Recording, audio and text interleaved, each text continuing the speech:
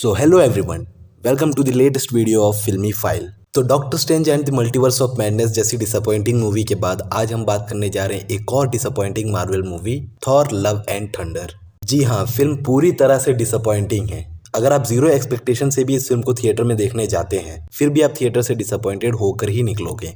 तो जैसा कि हमें डर था कि मार्वल इस बार भी हमें कुछ भी नया एक्स्ट्रा ऑर्डिनरी नहीं दिखाने वाला, तो ये डर सच हो चुका है।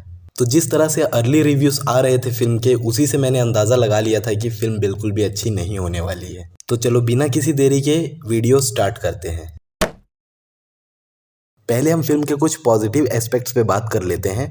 तो फिल्म में ज़्यादा कुछ पॉजिटिव तो है नहीं कहने को, बट फिर भी मैं कहना चाहूँगा क्रिस्टियन बेल की एक्टिंग स्टैंड आउट करती है इस फिल्म में, और जो कि ऑब्वियस है। उनके अलावा जेन फॉस्टर की भी acting as a mighty Thor भी बहुत अच्छी थी, बट फिर भी मेकर्स ने उस चीज़ को जस्टिफाई नहीं कर पाया। फिल्म के स्टार्टिंग में गार्डियंस ऑफ द गैलेक्सी का जो सीक्वेंस दिखाया गया है, वो चीज़ें भी बहुत अच्छी थी और उसी फनी टोन में पूरी फिल्म कैरी आउट करती है। और इससे ज़्यादा कुछ तो मुझे पॉजिटिव फिल्म में नहीं दिखा, सिवाय फिल्म के डायरेक्शन के। और अगर फिल्म के नेगेटिव पॉइंट्स की अगर हम बात करें, तो ये तो फिल्म में भर भर कर है। पहली बात तो थॉर के कैरेक्टर को जिस तरह से डिस्ट्रॉय किया गया है, अंदर से बहुत दर्द हो रहा था यार ये चीज़ देखकर। फिल्म थॉर की फिल्म होते हुए भी थॉर की फिल्म नहीं लग रही थी। पता नहीं मेकर्स को इस तरह का आइडिया कहाँ से आते हैं। एक तो फिल्म का रन टाइम सिर्फ 2 घंटे की, और उस 2 घंटे में तुमको माइटी थॉर भी दिखाना है, वैल्करी का भी कैरेक्टर दिखाना है, थॉर की भी स्टोरी को आगे बढ़ाना है, और तो और गॉर जैसे बेहतरीन विलन को भी इंट्रोड्यूस करना है। लेकिन अगर हम गॉर की बात करें तो कसम से गॉर को पूरी तरह से बर्बाद कर कर रख दिया इस फिल्म में। मतलब उसको देखकर बिल्कुल भी हमको डर फील नहीं होता है, ना ही ऐसा लगता है कि वो कुछ बहुत बड़ा थ्रेट हो। इवन दो उसने इतने सारे गॉड्स को मारने के बावजूद भी जिंदा बचे जो गॉड्स हैं, उनको भी गॉर से कोई डर नहीं होता। वो भी गॉर को लाइटली लेते हैं, और ये सब देखकर सच में दिमाग खराब हो रहा था। फिल्म का टोन फनी रखने के चक्कर में उन्होंने फिल्म को पूरी तरह से बर्बाद कर दिया। फिल्म स्टार्टिंग से एंडिंग तक एक फनी टोन पर चलती है।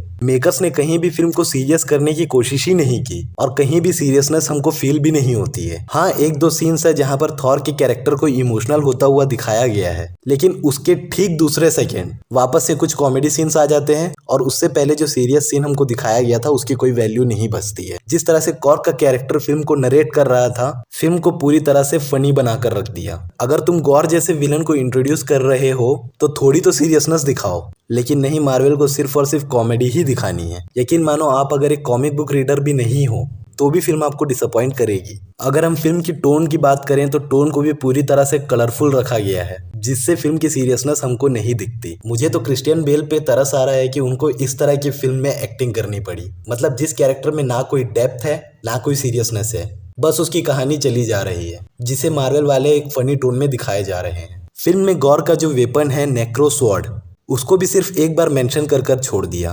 ना कोई एक्सप्लेनेशन, ना कोई डिटेल, बस इतना बता दिया कि नेक्रो स्वॉर्ड को जो भी विल्ड करता है, वो वेपन उसे ही बाद में खत्म कर देता है। और ज़्यूस का कैरेक्टर को जिस तरह से कॉमेडी और फनी दिखाया गया है, इतना क्रिंज कैरेक्टर मैंने तो बिल्कुल भी एक्सपेक्ट नहीं किया था। अगर हम फिल्म के वीएफएक्स की बात करें तो वीएफएक्स भी बिल्कुल भी अच्छी नहीं थी। अगर आप क्लाइमैक्स फाइट में ध्यान दिए होंगे तो पूरी सीजीआई और वीएफएक्स एकदम फेक लग रही थी। वो कलर टोन और जिस तरह से वो एक्शन को दिखाया गया है, बिल्कुल भी मज़ा नहीं आ रहा था। और एक्शन सीन्स की बात ना ही करो तो बेहतर है। एक भी ऐसी बिल्डअप सीन नहीं, या फिर एक भी ऐसी सीन नहीं जहां पर ऑडियंस तालियां बजाई हो। पूरा थिएटर ठंडा पड़ा हुआ था। ऑडियंस में ना कोई एक्साइटमेंट थी, ना कोई एनर्जी, और होती भी क्यों इस तरह की चीजें जो स्क्रीन पर चल रही थी। अगर थॉर की फिल्म है तो हम एक्सपेक्ट करते हैं कि फाइनल बैटल तो थॉर के साथ ही होगा, लेकिन नहीं, थॉर को ही साइडलाइन कर दिया गया। तब थॉर साइड में खड़े होकर देख रहा है, माइटी थॉर गॉर से लड़ रही है। इतना एवरेज क्लाइमैक्स, ऐसा तो बिल्कुल भी एक्सपेक्ट नहीं किया था एक मार्वल फिल्म से। फिल्म की स्टोरी की अगर हम बात करें तो स्टोरी में भी कुछ भी खास नहीं है देखने को। बस एक बेसिक कहानी है। एक विलन है जो सारे गॉड को मारना चाहता है फॉर पर्सनल रीजंस, और थॉर उनको रोकना चाहता है बाकी गॉड के साथ मिलकर, लेकिन उनमें से कोई भी गॉड थॉर का साथ नहीं देते हैं। अब इतनी सी ही स्टोरी को वो 2 घंटे में ही दिखा सकते हैं। और अगर फिल्म के ह्यूमर और कॉमेडी की बात करें, इतने क्रिंज कॉमेडी और बेसिक ह्यूमर है कि आपको बिल्कुल भी हंसी नहीं आएगी। इवन कई जगहों पर आपको कॉमेडी फोर्स्ड फील होगी। वही घिसी पिटी थॉर रैग्नारॉक के टाइम की कॉमेडी को ही आज भी ये चला रहे हैं। इवन फाइनल फाइट में मैंने थॉर रैग्नारॉक की तरह इमिग्रेंट म्यूजिक को एक्सपेक्ट किया था, लेकिन यहाँ पर कोई भी बैकग्राउंड म्यूजिक हमको सुनाई नहीं देता है जो सीन को एलिवेट करे।